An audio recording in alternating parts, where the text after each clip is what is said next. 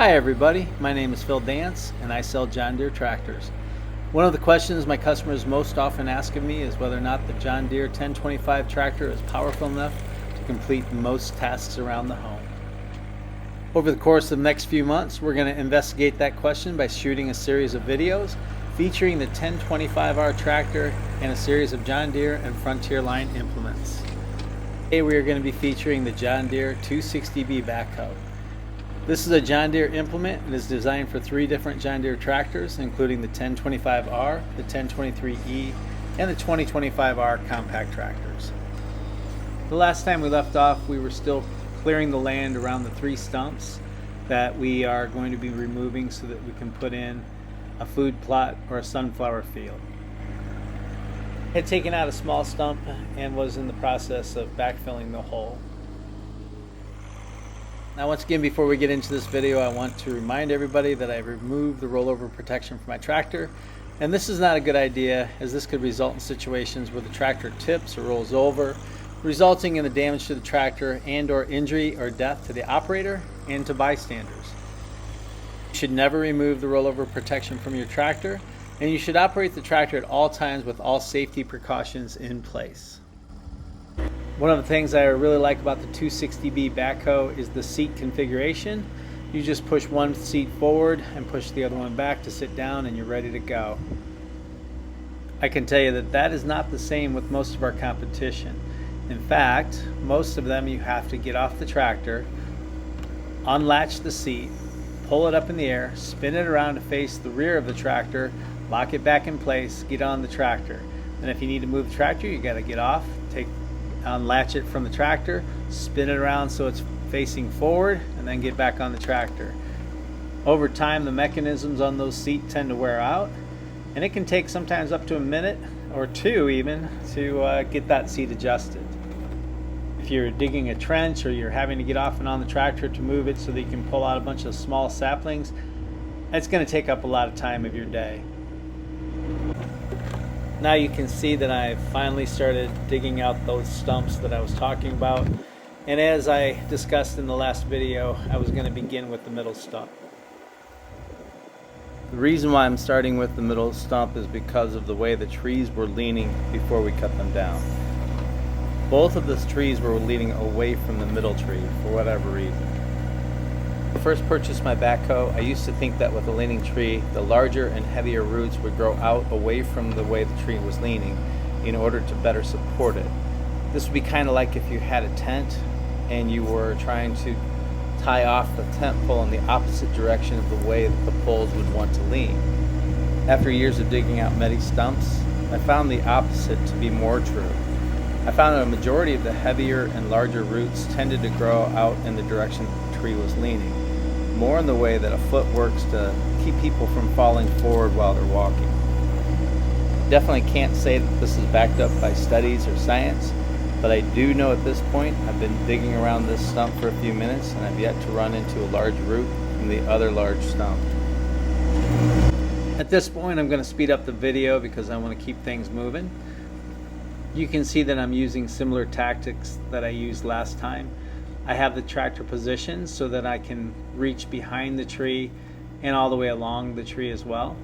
I also started digging at about 1.5 feet or 2 feet away from the stump, and I've worked my way in, and right now what I'm trying to do is clear underneath the root ball. This is pretty much the same process I use to dig out bigger trees as well. I'm going to probably move the tractor a little bit more with the larger tree. Typically I'll move a tractor about 4 or 5 times in order to make sure that the root ball is cleared all the way around. I start out farther away from the root ball and I work my way in, and if I feel a large root, then I will go out even further from the tree and work my way back. Don't force the backhoe. If I notice that the backhoe bucket is no longer moving, just back out the backhoe, and then I will go ahead and slide it over about 2 or 3 inches and try again. And if I notice it's still not moving, I'll go another 2 or 3 inches over, and I'll just keep doing that until the bucket starts moving. Sometimes I'll have to go out about 5 or 6 feet and clear a root all the way back to the tree, and then usually when I do that, I'm able to break it and go on. And here you can see that I've pretty much crossed over to the other side of the tree, and it's really coming along pretty good. I haven't run into a root from either of the two larger stumps on either side of the tree, and at this point it looks like it's just about ready to go. You can see right here that my bucket's getting caught up in something, and I'm just moving it away. I'll pull it up in the air a little bit and just kind of uncover the top of the root, and then I'll work my way back into it. Another one of the questions my customers ask me most often is, should they buy a backhoe? And my answer tends to be the same about all implements, and that is, you should buy an implement if you know that you're going to get the payoff out of using that implement. What I mean by that is, when you're looking at purchasing a backhoe for your tractor, you're typically looking at an investment of $8,000 to $10,000 depending on when you purchase that backhoe. If you have one major job in mind that you want to do after you purchase that implement, you're probably not going to get the payoff out of it.